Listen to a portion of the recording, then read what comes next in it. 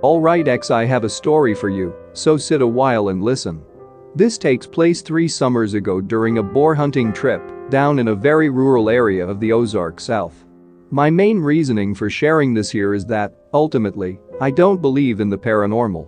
However, I believe I may have run across something that I couldn't explain, and I want some input. Fair warning, I'm no good at greentext. However, I'm not going to assault you with a wall of text. In any case, enough pretense aside. Be back from college and wanting to get out into the woods. Be bored as fuck on a Friday night and decide to head out super early for boar hunting with a buddy of mine, JD. He is an Eagle Scout, not prone to being spooked very easily, and I have been hunting in places ranging from deep south swamps to Alaska. We pack our shit up and leave his place around 12:30 a.m. After stopping for energy drinks and beef jerky, every hunter's best friends, we end up getting out there at around 2:15 a.m. We'd hunted this area for boar many times in the daylight, seen tons of deer, squirrels and even a baby fawn that fell asleep by the warmth of our car engine once. Basically, a nice place. We pull in off the gravel tract, 40 miles from town and 3 miles from a potting gas station deer check station. Decide not to fuck about in the woods at night. We'd had a mountain lion walk in our tracks on a previous hunting trip. Roll down windows and try to take a short nap. Instantly we're hit with this nasty, cloying, sickly sweet odor. I just brush it off going just some wet deer, haha, should mean our scent won't travel far in heavy damp air. JD just looks at me and says that smells like death, bro, like a cow that's been out in the sun too long. I launch into a diatribe about him being a gigantic pussy and how he should deal with it. In any case, since we don't want either to be mucking about in woods home to mountain lions in the dead of night or be accused of night hunting by some faggot ranger, we decide to go check and see if the potting gas station is open. Surprise! JD's shitty old 4-banger won't start. Fine, looks like it's a nap followed by hunting while we wait for some toothless mechanic to come jump-start his car. All the while, this smell just seems to be seeping in through the vents and the cracks in the windows. It gets to the point where I'm actively retching in the car. Enough's enough, and we decide that if something had gone and died we'd prefer not to be stuck in a gigantic tin can right beside the corpse. We get out of the car, parked in the middle of this gravel parking area surrounded by tall grass on the north side and woods on all the others. A swamp was to our direct west, full of boar, deer, and critters. As I'm sitting there loading up the magazine to my rifle, JD just keeps scanning the tree line with his eyes. To the Europoors and Northerners, hunting in swamps is close quarters. We hunt boar with semi-automatic rifles in the south. You want a quick follow-up shot in case the 400 pounds ball of muscle with 8-inch tusks decides to charge you from 25 to 30 yards out. Something's got his hackles all up, but I'm feeling fine, so I just dismiss it as faggotry. Anyway, suited up, we make our way down to the small footpath, 1 to 2 feet wide, that winds its way down into the swamp. However, reaching the tree line, we just both stopped, staring into the woods for a few minutes before either of us spoke. It was almost like shining a flashlight down a mineshaft, where the darkness sort of dissipated the light. I could feel my skin crawl, and something deep in the hindmost parts of my mind told me just to walk right back to the center of the clearing and wait for light. Nope. So, we do what any caveman would have done in that situation. We grunted out a few excuses to preserve our manhood and went and sat the fuck down by his car. Like fuck I'm going to bumble through woods with mountain lion, weed growers, and God knows what else at 3:15 by that point in the goddamn morning. The mood lightened and the smell had seemed to recede a bit, so we just busied ourselves checking our rifles and talking about girls, politics, and history. We're a weird bunch. After a while the smell started coming back, and we began to voice our concern that something that smelled fucking dead was moving around. As the smell starts growing more and more oppressive I start hearing branches and twigs break in the undergrowth. Whatever it is, it's moving. I don't like that one bit. At this point, I'm thinking it's a mountain lion that's all covered in gore from a recent kill that's about to go full territorial mode. That wouldn't have been out of the question. But it wasn't. As I strained to hear where it was, I noticed that the snapping didn't come from the pat-pat of a 4-legged animal, It resembled the crunch, crunch, crunch crunch of a novice hunter picking his way through the undergrowth. My first thought was we either had a ranger with a sick sense of humor, a drug grower with a great sense of humor, or worse, a moth-trafficking serial killer. Either way, weapons were shouldered, bolts closed on loaded chambers, and lights pointed towards where the sound was. Nothing, it's fucking nothing. Just the smell and a slower now, crunch, crunch. And it stops. The smell is everywhere now, and whoever it is sitting far enough back in the tree line not to be silhouetted by our lights. Smart asshole. No eyeshine either, which ruled out just about any animal other than boar, which make enough noise to be easily noticeable. Semi-auto for hunting. You fucking cunt. Real hunters use bolt actions only. Once again, the caveman brain rears up deep within my psyche and tells me fire. A fire, you idiot, build a fire. So, what do? JD and I build a fucking fire. Throughout this whole affair, other than a few moments, we'd been mostly quiet. However, the fire gives us comfort. And whatever it is seems to back off into the forest, if only for a while. As the fire burns hot, we start joking again, having a decent time. Convincing ourselves it was only a cougar. However, there's only so much timber in a gravel clearing, and after a while we'd have to venture out of the firelight to keep the fire going. That time came, and as the fire burned down to embers, the smell came back more oppressive than before. And with that smell, come an almost oppressive feeling of fear. Not regular fear, but an intense guttural fear that made your muscles tense, your stomach turn, and your eyes go wide. Every fiber of our being told us to get more wood, to keep the fire high, only with fire would we survive the night. So we cautiously walked to the closest tree line, barely able to see from the dying light of the fire. We'd been trying to save our flashlights. I was on guard duty, as we figured that my .308 semi-automatic would be a better standoff weapon than JD's small carbine. I'm tacticaling the fuck out at this point, adrenaline flowing from a profound feeling that something just isn't right. JD leans down into the undergrowth to pick up a stick, reaching into the tree line. He screams and falls backwards while branches break right in front of him. He gets up, freaking out, dusting himself off. Saying he saw something staring at him first. Sunken eyes, a thick brow ridge, ashy gray skin. Then, it smiled at him. Not so much as smiled, but curled back its lips in a Cheshire grin. We are at Nope Con now, gentlemen. OP here, a quick break from my story. I've hunted Alaska for bear. Everywhere for deer and upland game. My usual rifle is a Moss & Nagant, trashy I know, and when I hunt bird it's a break-open shotgun.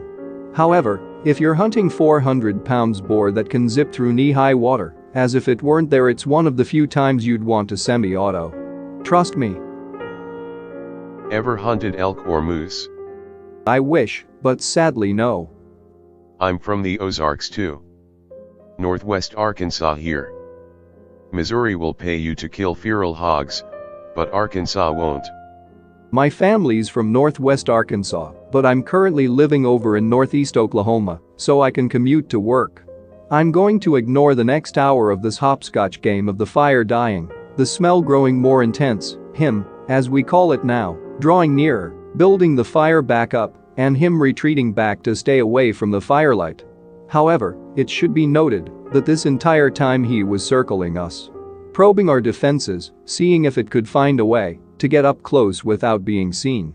By the time 5 a.m. rolled around, we'd exhausted almost all of the dry firewood that wasn't within the tree line, except for the tall grass on the northeast side of the road, and we of course do what we have to do and slowly pick our way over to the tall grass. By this point I have taped a flashlight to my rifle and switch it on as we leave the fire to get some dry grass. As JD is filling his hands with tinder, I check my right-hand side and look down the road. I wish I hadn't. Just as I swing my flashlight over the road, I see him for the first time. It's grayish-black, with either sloughing skin or matted gray fur, I honestly couldn't tell. It crossed the 10-yard wide track what seemed like instantly. Hunched over, maybe 5.5 to 6 feet tall, moving like a gorilla does. It's over. Something in my head just starts screaming it's over. It knows you've seen it. It's not just being territorial. It's circling like a predator. It is a predator. That feeling hadn't been one of fear, but of impending predation. Somehow, the lower parts of our subconscious had known what was going on long before we did. In any case, we ran back to the fire, popped the dry grass on top, and waited for the smell to recede. It didn't. It was close, very close, and this time it wasn't moving. So we pushed out and got in the trunk of JD's car and listened as it passed behind the front of his car back into the trees. In a burst of brilliance, I decide that we either make the 3-mile run through dark countryside to the gas station and pray the lights are on. Or we build a fire big enough that one of the farmers or someone driving the main road can see it. We end up deciding that sprinting 3 miles through dark countryside, guns on our backs, could at the worst get us devoured by him or shot by a terrified farmer. So, we do the next best thing. I pull a fucking small tree out of the ground. I'm not talking about a bush, I'm talking a small 8 to 9 foot tree. It's amazing what adrenaline can do for you. So much adrenaline where your facial muscles are drawn tight and your eyes dilate to being nearly black, JD's description of my face. In any case, the fire burns bright, very bright, after a while and he retreats further into the woods. This fucking tree burned a long ass time. Eventually, maybe 30 minutes, after throwing the tree on the fire, 3 lifted trucks come barreling down the road and fly into the gravel parking area. The first truck had an obscene amount of those off-road lights on the bull bar and roof, which lit up the whole glade like the fucking sun. The smell almost goes away entirely, still there, but almost imperceptible. No one gets out of the first truck. A man wearing a National Guard t-shirt and Aku pants hops out of the second truck with his hand on his hip, concealed pistol. He questions us for about 10 minutes, makes us disarm, clear our chambers, and set our rifles in JD's car. He tells us there's a burn ban, we shouldn't be out here fucking around, etc. etc. We explain our car died when we came out hunting and made that as a signal fire. He just looks at us strangely at the word hunting. Walks back to truck number 1, comes back, tells us not to come back there unless we have all of our ducks in a row. Truck number 3 drives over and a man hops out to jumpstart our car. I shake his hand and thank him profusely, and he gives me a worried but sympathetic look. He doesn't say much, but walks back to his truck and drives away. Truck 2 drives away shortly thereafter. We've got all of our shit packed up, truck 1's window rolls down and a rather fat man in a polo calls me and JD over. There's no boar here, boys. If you're hunting for boar you best be looking further on down the road. At least on the other end of, county redacted. Bullshit, tons of boar in there. But I don't say that. I'm not going to mouth off to the hillbilly militia that just saved my life. So I thank him for his advice. JD and I get back in his car, debating whether he had gone away with all the commotion. Just as soon as Fatty McLightbar had pulled out, the smell returned yet again. Nope. We're out. Hop on the gravel road, drive to the highway, drive past a few farms, and make our way towards the western border of county redacted. We notice we're being followed by a small white Honda. Guess who's sitting in the front seats? Fatty McLightbar and hillbilly militiamen. They follow us all the way out of that county, then turn around. So ends my experience. It's hard to get green text to express emotion, the exact description of the smell, or the fucking primal fear we felt. I wrote an after-action report of sorts the morning after that hunt, but haven't been able to find it after I moved, hence the green text. In any case, I've debated going back with more than 2 people to hunt him, but I'd like to know what exactly I was dealing with. This is of course not touching the fact that the hillbilly militia patrol seemed to know more than they were letting on. Ideas, X-Files? People that have been around animals know they stink. Dogs, coyotes, bears, etc. have a smell. And animals like rolling in smelly substances. Even horses and chickens.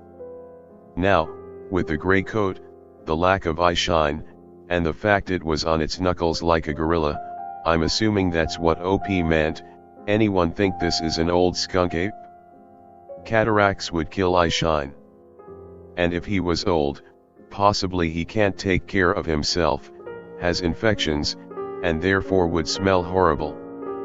Yes, most skunk apes are said to stink, but not to the point of making someone vomit.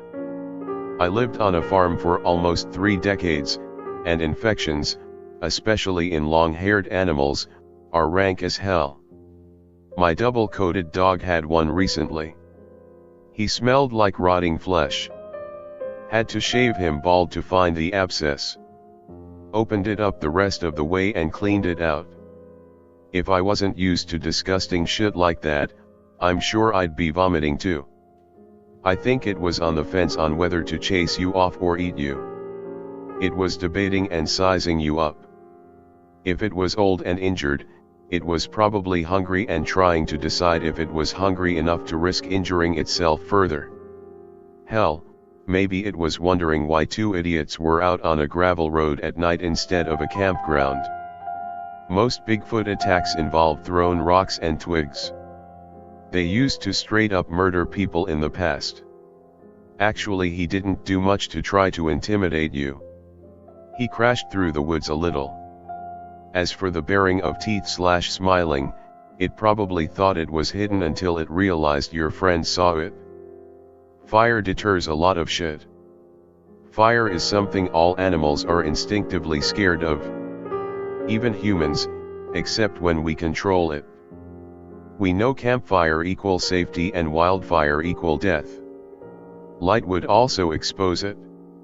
You guys were in an open area. If it came out in the firelight, you'd see it.